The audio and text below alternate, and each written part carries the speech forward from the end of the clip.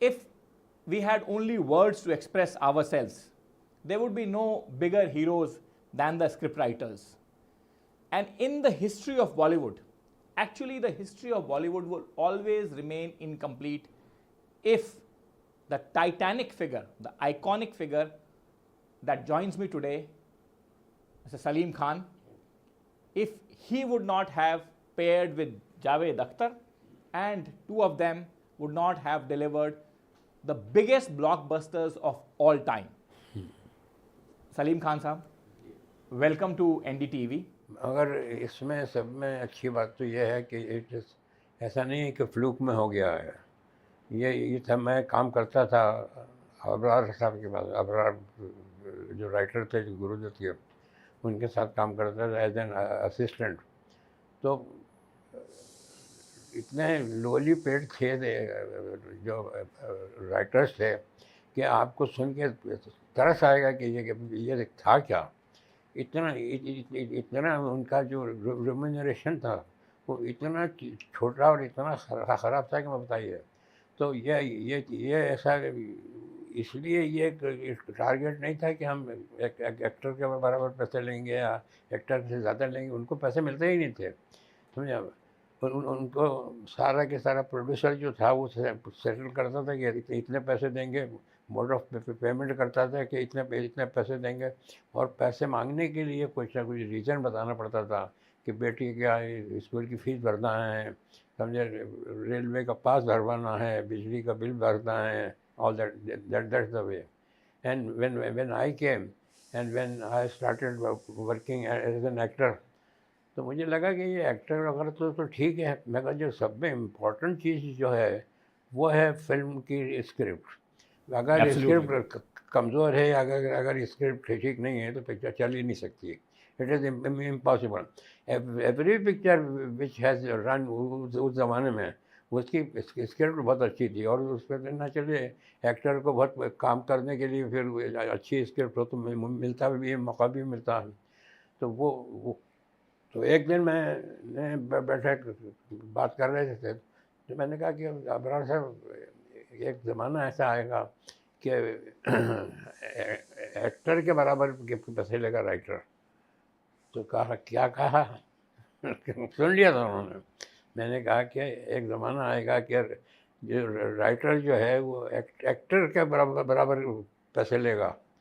तो कहने लगे, मियाँ मेरे सामने तो आप ये बात कर रहे हैं, किसी और के सामने बात करेंगे तो पागल कहेगा। तो मैंने कहा वाई नॉट? तो कहने के दिलीप कुमार लेता है 12 लाख रुपए, उस ज़माने में शायद लेते होंगे 12 लाख रुपए।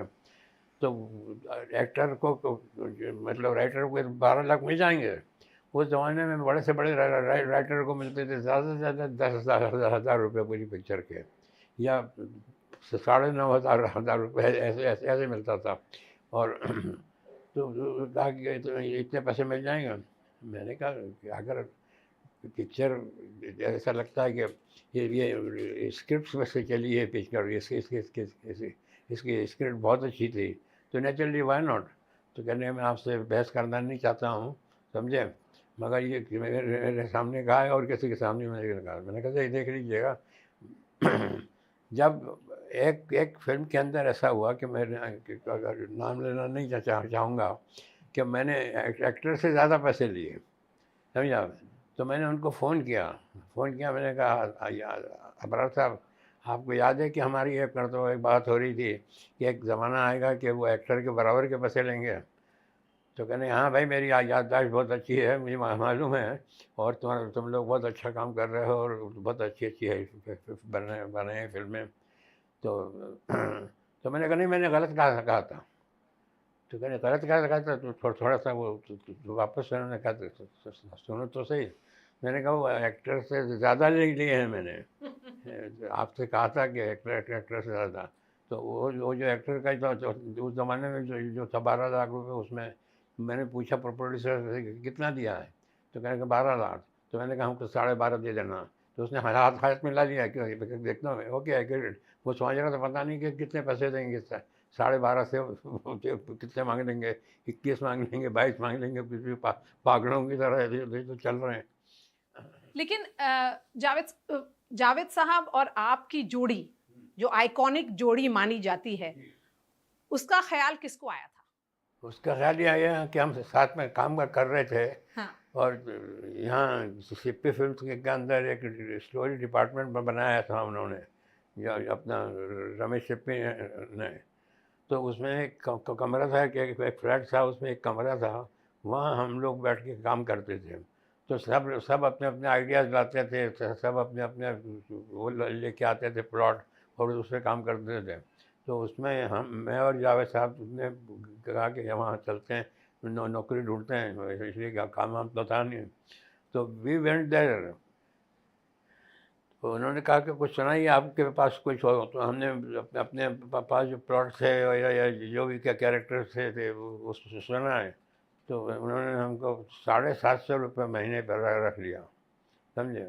और उसके बाद जो हमारी तरक्की होती गई 7.5 से 10,000। लेकिन स्टोरी के आइडियाज आपके ही आते थे? ये स्टोरी आइडियाज आपके रहते थे? स्टोरी आइडिया होते थे, और सब फिर जो होते थे उनके जो राइटर थे वो बैठ के उसका कमरे में काम करके उसकी इसकी बनाते थे स्क्रिप्ट।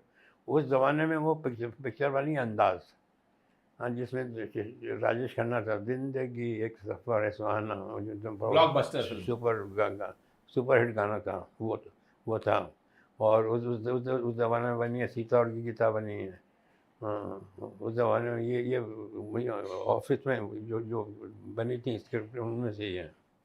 सलीम साहब ये बताइए मुझे, आपने कहा कि ये दिमाग में नहीं था कि पैसे ज़्यादा लेने हैं, लेकिन राइटर की स्थिति को सुधारने का उसको नहीं, to वो improve the lot. वो तो बहुत ही ऐसा लगता था कि बहुत ही ज्यादती है वो, बहुत Yes. हाँ, So you had it in your mind yes, that yes, has to be yes, changed. ये क्या है अच्छा।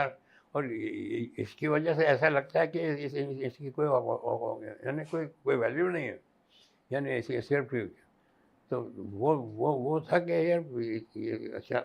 और दूसरी बात ये कि वो जो किया था, वो जिसने हंगामा मचा दिया था, वो नाम नहीं था हमारा। आपने स्टैम्प किया था? जब पिक्चर रिलीज हो रही थी जंजीर, तो उसमें नाम नहीं था। अब जंजीर तो ऐसी फिल्म की थी जिसकी पूरी कंप्लीट स्क्रिप्ट थी हमारे पास, जो हमने पूरी स्क्रिप्ट बेची है, समझे, और उसमें हमारा नाम नहीं। तो हमने कहा ये क्या बात हुई, नाम नहीं है। तो हमने एक पेंटर को लिया और उसके साथ पेंट को दिया, उसको एक गाड़ी दी और उसको एक वो लेटर दिया और कहा कि पूरे जितने बॉम्बे के अंदर वो हैं आपके पोस्टर सबके ऊपर वो सिल के अंदर रिटर्न बाय थैली में जाओ। तो अब वो रात को गया, दारू पी ली होगी उसने, वो चढ़ के उसने लगाना शुरू की थी। कभी किसी के मुंह पे लग गया, तो किसी के हाथ पे लग गया, तो किसी का, वो सब के सब। तो वो झटका बहुत बड़ा लगा सबको। तो उन्होंने कहा भाई कहीं तुम अपना वो ये सब मत करना, हम आपका नाम देंगे, समझे। तो लेकिन उसके बाद हाँ, सलीम जावेद ने जब स्क्रिप्ट लिखी, राइटर्स थे, तो उनका नाम हुआ। उसके बाद किसी राइटर का नाम क्यों नहीं हुआ? इतना किसी का रिकॉर्ड ही नहीं था ना। 16 पिक्चरें लाइन से हिट हुई हैं हमारी, 16 पिक्चरें लाइन से हिट हुई हैं, एक के बाद एक, एक के बाद एक के बाद एक है। तो ये था कि लोग इंतज़ार करते थे इसलिए जो कि अब फ्लॉप होगी, अब फ्लॉप होगी। और जब पहली फिल्म फ्लॉप हुई थी तो चैम्पियंस को खुली थी, और वो तो ठीक है कि बाकी लोगों को बहुत खुशी हुई थी, मगर जिन लोगों को बहुत फ़ायदा हुआ था राइटर्स को, उनको भी बहुत खुशी हुई। अब गए, चलो ठीक। खान साहब ये बताइए मुझे कि ये मैं हमेशा से सोचता था, आज आपसे मुलाकात हुई है तो सोच रहा हूँ पूछ ही लूँ कि आप लोगों का जो पीक था उसके बाद बॉलीवुड में कहानियों से आम आदमी जो हुआ, आम इंसान, चाहे वो आपके बाद एक सोशल फिल्मों का दौर आया, अमोल पालेकर के हीरोशिप का दौर आया, वो भी एक आम आदमी ही था। लेकिन उस दौर के बाद आम आदमी 90s और फिर 2000 आते आते खासकर ऐसा लगा या तो फिल्मों से हाशिए पे चला गया या फिल्मों से निकाल दिया गया। ऐसा आपको भी फील हुआ क्या कभी कि आम आदमी की कहानी सिनेमा से गायब हो गई? उसकी वजह बहुत सिंपल है कि रीडिंग जो है वो मोस्ट इम्पॉर्टेंट है। लिखोगे क्या जब तक कुछ पढ़ोगे नहीं, जब तक लिखोगे क्या? अगर उस ज़माने में चाहे वो दिलीप कुमार हों, चाहे वो भारत भूषण हों, सबके घर पर लाइब्रेरी हुआ करती थी। सबकी गाड़ी के अंदर एक वो होती थी बुक, कोई कोई गर्लफ्रेंड जो पढ़ रहे होते थे आके। सारी हीरोइंस जो थी उस ज़माने में बेस्ट सेलर्स को पढ़ती थी जाके, शॉर्ट के बीच में जो कॉपी मिलता था। एवरीबडी वाज इंटरेस्टेड और पढ़ते थे फिर। तो everybody used to read, and reading अभी अभी अभी कोई पढ़ता ही नहीं है। एक सवाल इसी के फॉलो अप में सर मैं पूछ लेता हूँ that your son is a mega star of Bollywood and he has been a mega star for decades now.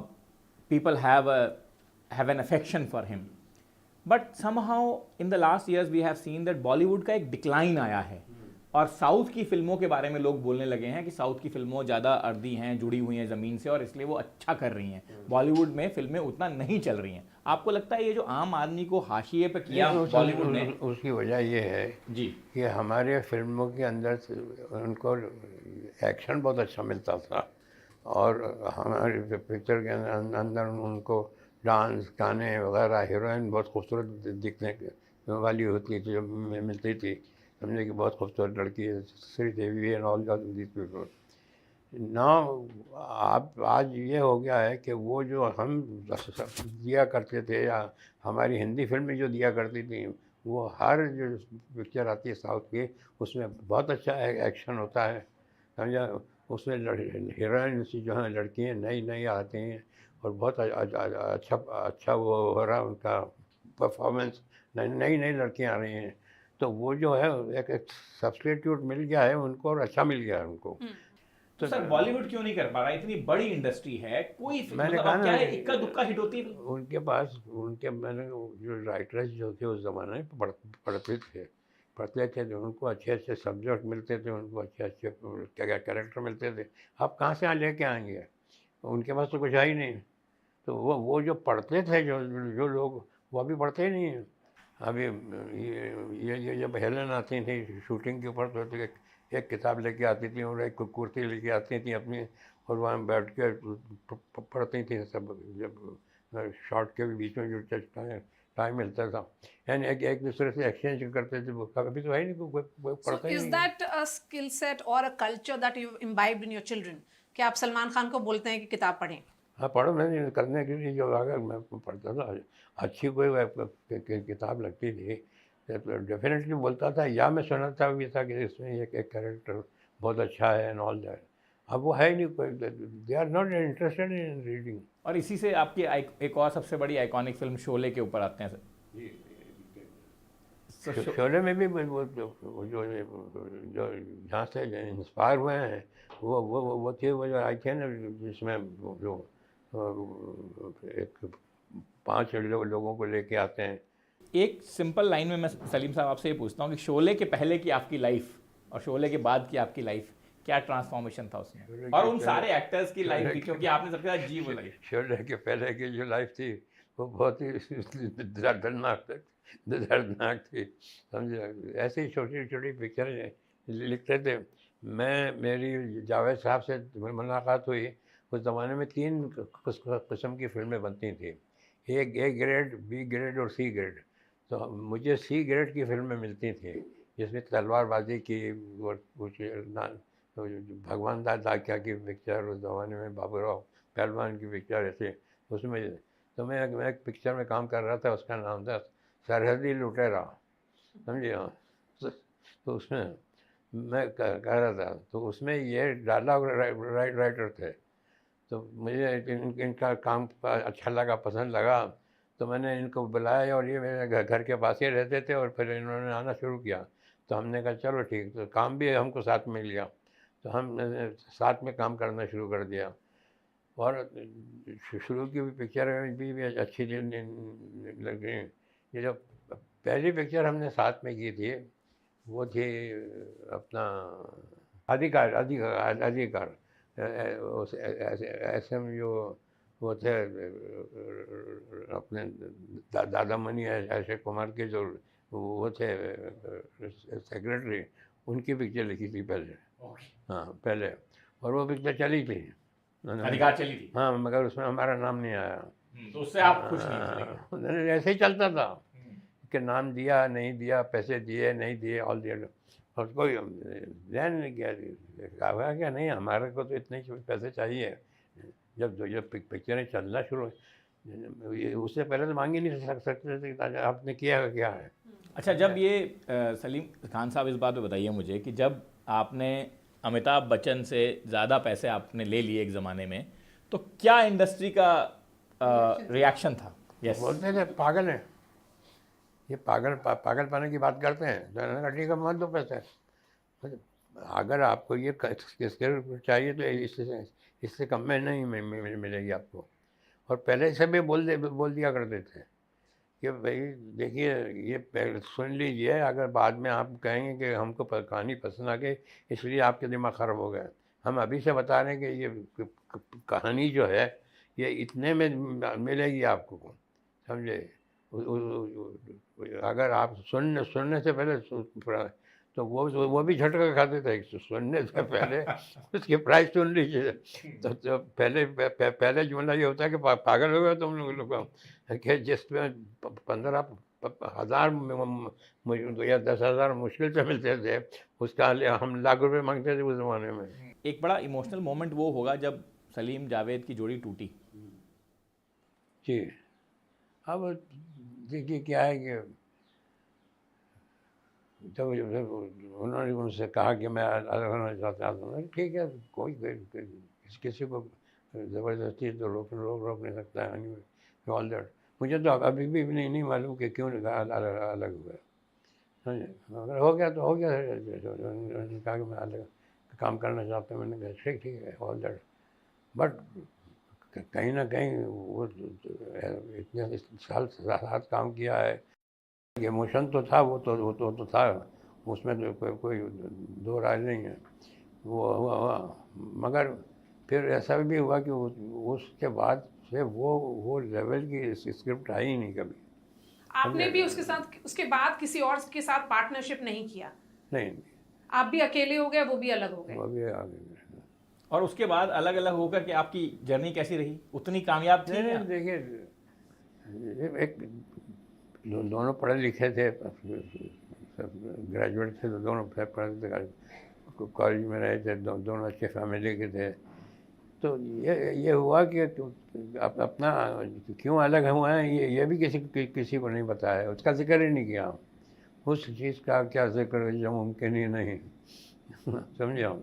ऐसे अलग हो गए, मगर मिलना जुलना था, बात करते थे, उनके घर के सामने से ही निकलता था मैं, रोज़ वो वॉक करता था, हाथ वाथ हिलाता था, तो वो भी हाथ हिलाते थे। तो वो रिश्ता है और वो दोस्ती तो था, उसमें था। मगर ये कि ऐसा लगता था कभी ना कभी मिलेंगे, साथ में काम करेंगे। अभी इरादा है साथ का काम करने का, मिलने का। हाँ, आपने सर सबसे ज़्यादा ब्लॉकबस्टर फिल्में डिलीवर करी अमिताभ बच्चन के साथ में, और आप लोगों की जोड़ी टूटने का एक असर अमिताभ बच्चन जी पे भी जरूर पड़ा होगा। ज़रूर पड़ा होगा उनको इस बात का अफसोस हुआ होगा कि कभी बात हुई उनकी आपकी इस सिलसिले में? नहीं, मैं अगर होता उनकी जगह, और जैसे जावेद साहब गए या मैं गया तो उनको यही राय देता है कि मत छोड़ो, अच्छा खासा तुम्हारी एक जोड़ी है, वो काम कर रही है, अच्छा खासा चल रहा है, काय के लिए इसको तोड़ते हो।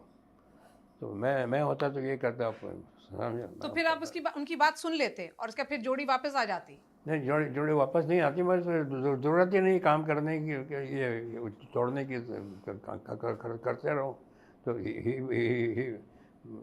अगर मैं होता तो ये राय देता, पता नहीं उन्होंने क्या राय दी है वो। पर आपकी बात हुई कभी उनसे इस सिलसिले में? नहीं, बात तो होती रहती है कि मुलाकात हो जाती है तो।